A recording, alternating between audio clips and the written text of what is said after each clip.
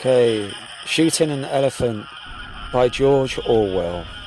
Circulated in 1936, so I assume published in the same year.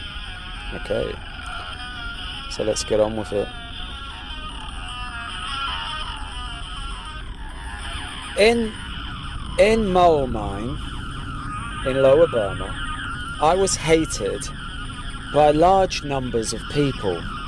The only time in my life that I have been important enough for this to happen to me. I was sub-divisional police officer of the town, and in an aimless, petty kind of way, anti-European feeling was very bitter.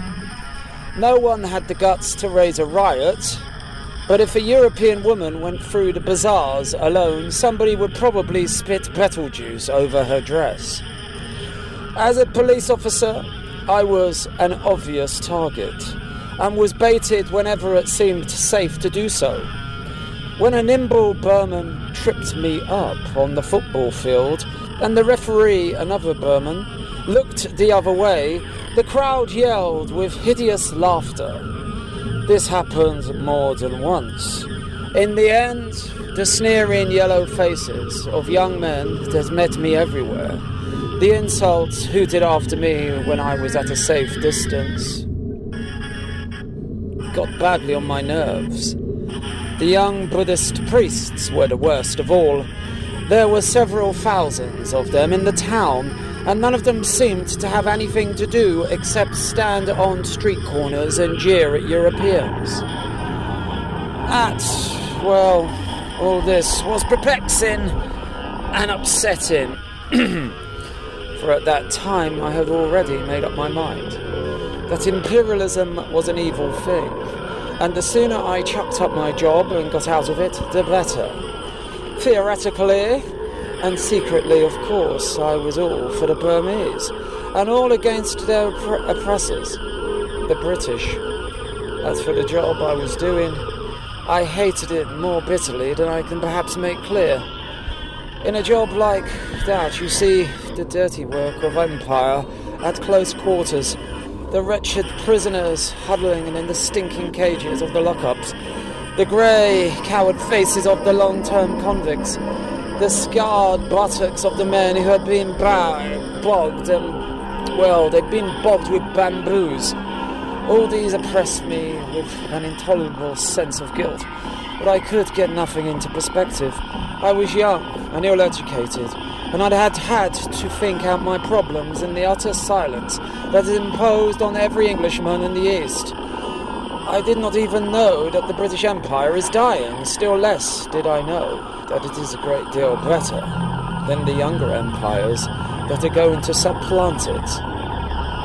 All I knew was that I was stuck between my hatred of the empire I served and my rage against the evil-spirited little beasts who tried to make my job impossible. With one part of my mind I thought of the British Raj as an unbreakable tyranny, as something clamped down in secularum upon the will of prostrate peoples. With another part, I thought that the greatest joy in the world would be to drive a bayonet into a Buddhist priest's guts, feeling like these are the normal byproducts of imperialism. Ask any Anglo-Indian official if you can catch him off day. One day, something happened, which in a roundabout way was enlightening. It was a tiny incident in itself, but it gave me a better glimpse than I had had before of the real nature of imperialism, the real motives which despotic governments act. Early one morning, the sub-inspector at a police station, the other end of the town, rang me up on the phone and said that an elephant was raging the bazaar. Would I please come and do something about it? I did not know what I could do, but I wanted to see what was happening, and I got onto a pony and started out. I took my rifle, an old .44 Winchester, and much too small to kill an elephant, but I thought the noise might be useful in terroring. Various Burmans stopped me on the way and told me about the elephant's doings. It It was not, of course, a wild elephant, but a tame one which had gone must. It had been chained up, as tame elephants always are, when the attack of must is due. But on the previous night, it had broken its chains and escaped. Its mahat, the only person who could manage it, was in that state, had set out in pursuit, had taken the wrong direction, and was now 12 hours' journey away. And in the morning... So now, where was I? Oh, yeah. And in the morning, the elephant had suddenly reappeared in the town. The Burmese population had no weapons and were quite helpless against it. It had already destroyed somebody's bamboo hut, killed a cow and raided some fruit stalls and devoured the stock. Also, it had met the municipal rubbish van, and when the driver jumped out and took to his heels, had turned the van over and inflicted violences upon it. The Burmese sub-inspector and some Indian constables were waiting for me in the quarter, where the elephant had been seen. It was a very poor quarter, a labyrinth of squalid bamboo huts, thatched with palm leaf, winding all over the steep hillside.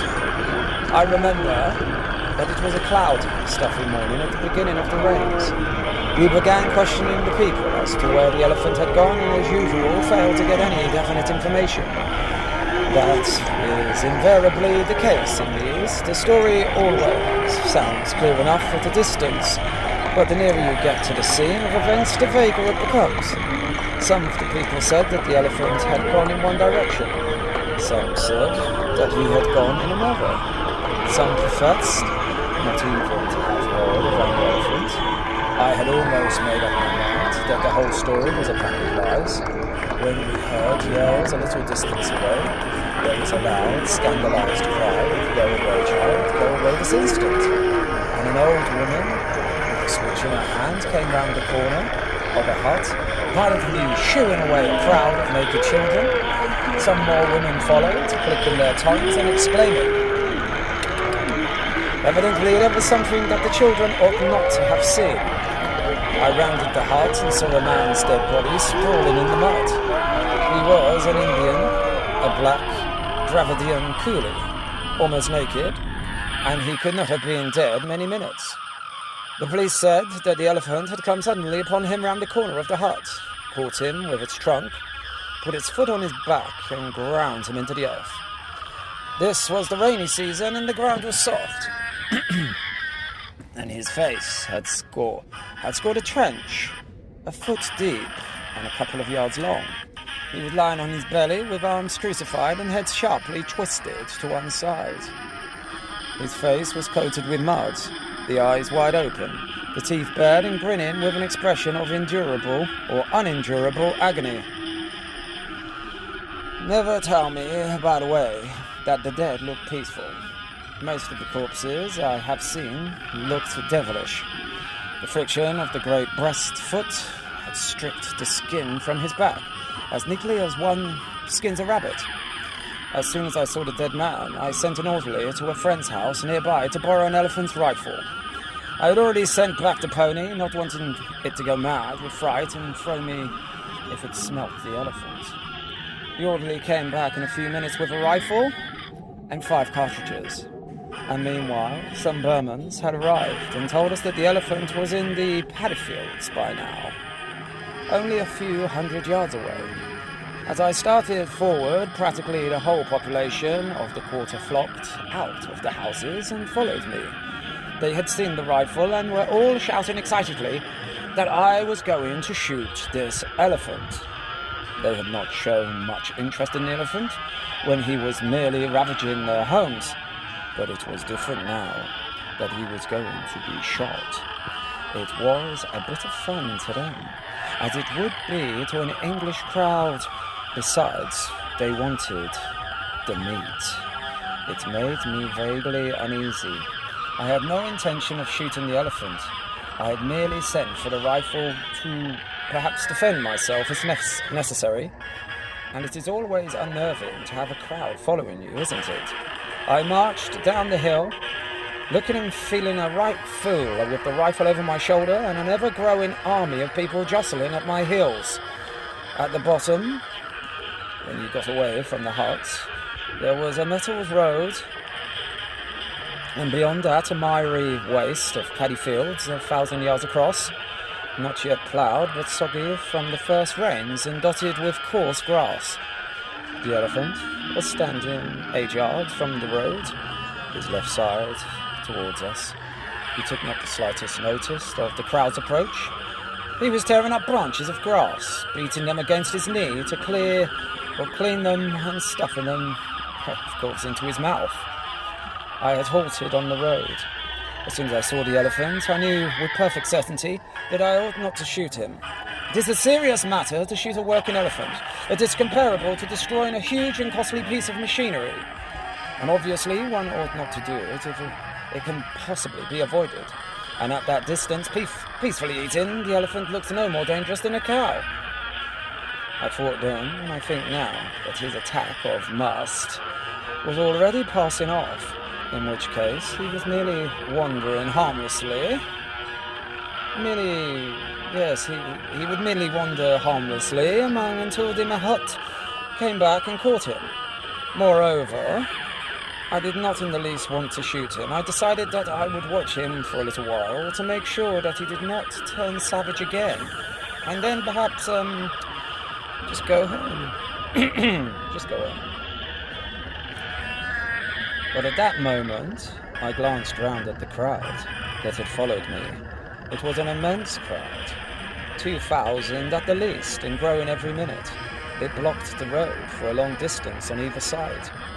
I looked at the sea of yellow faces above the garish, or should we say garish, clothed faces, all happy and excited over this bit of fun, all certain that the elephant was going to be shot.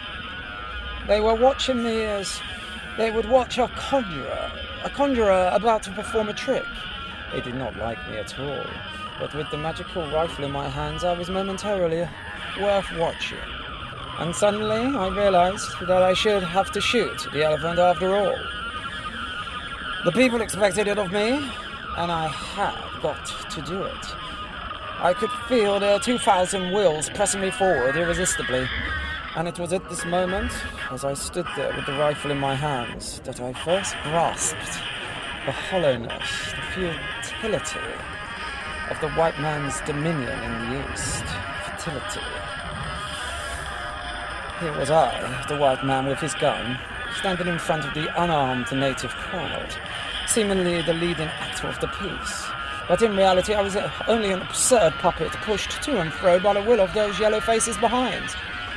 I perceived in this moment that when the white man turns tyrant, it is his own freedom that he destroys. He becomes a sort of hollow, posing dummy, the conventionalized figure of a sahib. For it is the condition of his rule that he shall spend his life in trying to impress the natives. And in every crisis, he has got to do what the natives expect of him. In this case, to kill an elephant. He wears a mask, and his face grows to fit it. I had got to shoot the elephant. I had committed myself to doing it when I sent for the rifle. A sahib has got to act like a sahib. He has got to appear resolute, to know his own mind and to define, to do definite things. To come all that way, rifle in hand, with 2,000 people marching in at my heels, and then to trail feebly away, having done nothing. No, that was impossible. The crowd would laugh at me, and my whole life, every white man's life in the East, was one long struggle not to be laughed at. But I did not want to shoot the elephant. I watched him beating his bunch of grass against his knees with that preoccupied, grandmotherly air that elephants have. It seemed to me that he would be murder to shoot. It would be murder to shoot him. At that age, I was not squeamish about killing animals, but I had never shot an elephant and never wanted to. Somehow it always seems worse to kill a large animal. I don't know. Besides, there was the beast's owner to be considered too. Alive, the elephant was worth at least £100. Dead, he would only be worth the value of his tusks, £5 possibly. But I had got to act quickly. I turned to some experienced-looking Burmans who had been there when we arrived and asked them how the elephant had been behaving. They all said the same thing. He took no notice of you if you were left him alone. It was perfectly clear to me what I ought to do. I ought to walk up to within, say, 25 yards of the elephant and test his behaviour. If he charged, I could shoot. If he took no notice of me, it would be safe to leave him until the mahout came back. But also I knew that I was going to do no such thing. I was a poor shot with a rifle anyway, and the ground was soft mud into which one would sink at every step. If the elephant charged and I missed, I should have about as much chance as a toad under a steamroller. But even then, I was not thinking particularly of my own skin, only of the watchful yellow faces behind. For at that moment, with the crowd watching me, I was not afraid in the ordinary sense, as I would have been if I had been alone. A white man mustn't be frightened in front of natives, and so in general, he isn't frightened. The sole thought in my mind was that if anything went wrong, those 2,000 Burmans would see me pursued, caught, trampled on, and reduced to a grinning corpse like the Indian up the hill. And if that happened, it was quite probable that some of them would laugh. That would never do. There was only one alternative. I shoved the cartridges into the magazine and lay down on the road to get a better aim. The crowd grew very still, and a deep, low, happy sigh, as of people who see the theatre curtain go up at last, breathed from innumerable throats. They were going to have their bit of fun after all. The rifle was a beautiful German thing with crosshair sights.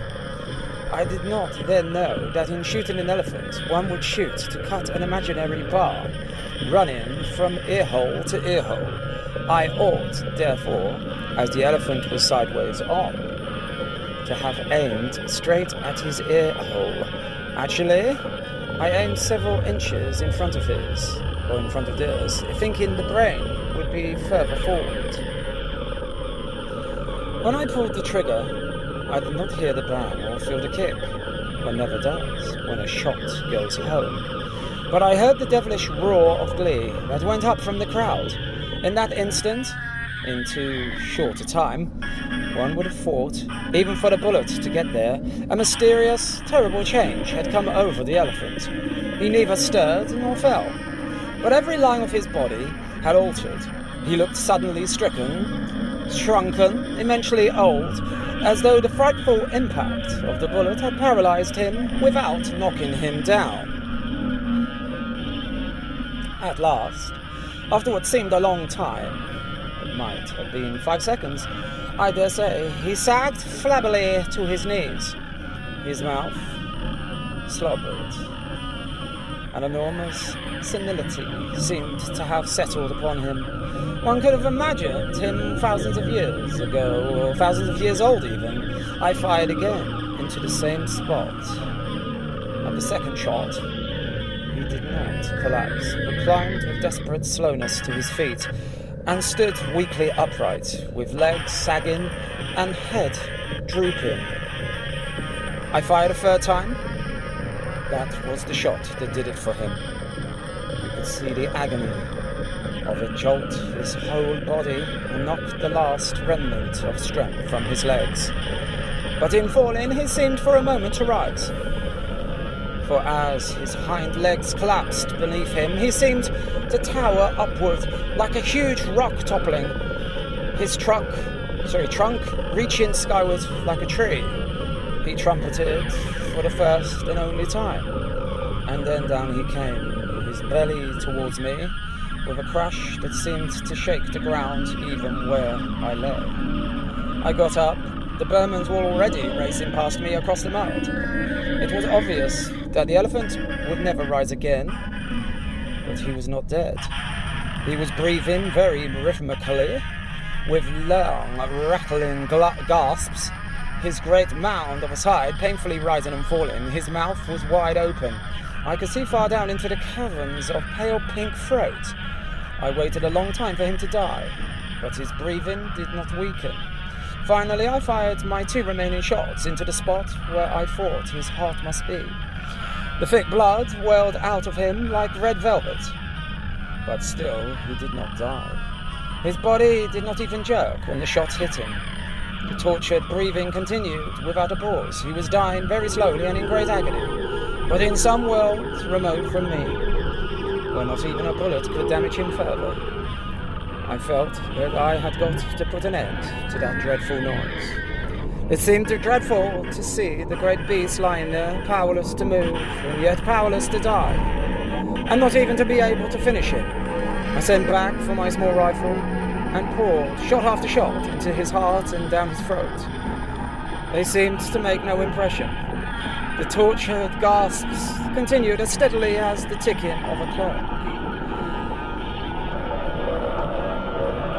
In the end, I could not stand it any longer and went away. I heard later that it took him half an hour to die. The Burmans bring in dars and baskets even before I left, and I was told they had stripped his body almost to the bones by the afternoon.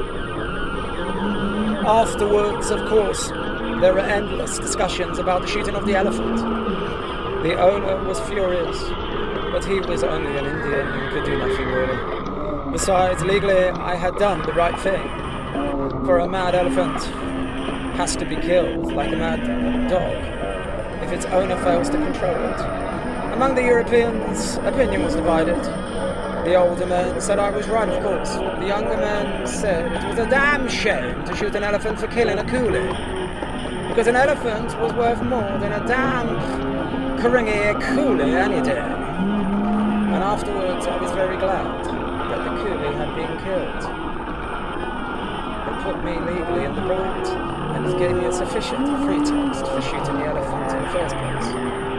I often wondered whether any of the others grasped that I had done it solely to avoid, well, shall I be honest, looking like a fool.